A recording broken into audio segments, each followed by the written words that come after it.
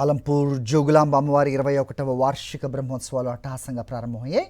ఇవాళ నుంచి ఈ నెల 23 వరకు బ్రహ్మోత్సవాలు జరుగుతాయని ఆలయ అర్చకులు తెలిపారు. 5 రోజుల పాటు 1008 కలశాలకి ప్రతిరోజు అవగాహన పూజ కార్యక్రమాలు నిర్వహిస్తామన్నారు. వసంత పంచమి రోజున అమ్మవారికి పంచామృత అభిషేక కార్యక్రమం ఉంటుందని తెలిపారు. అనంతరం అమ్మవారు భక్తులకు నిజ రూప దర్శనం ఇస్తారు.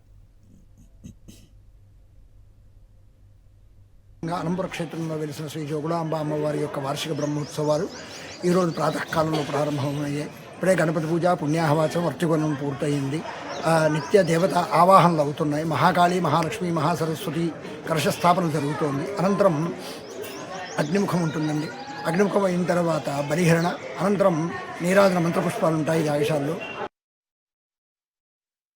ఆలంపూర్ జోగులాంబ అమ్మవారి 21వ వార్షిక బ్రహ్మోత్సవాలు అట్టహాసంగా ప్రారంభమయ్యాయి.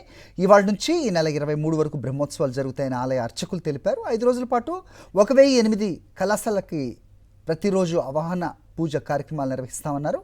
వసంత పంచమి రోజున అమ్మవారికి పంచామృత అభిషేక కార్యక్రమం ఉంటుందని తెలిపారు. అనంతరం అమ్మవారు భక్తులకు నిజ రూప దర్శనం ఇస్తారు.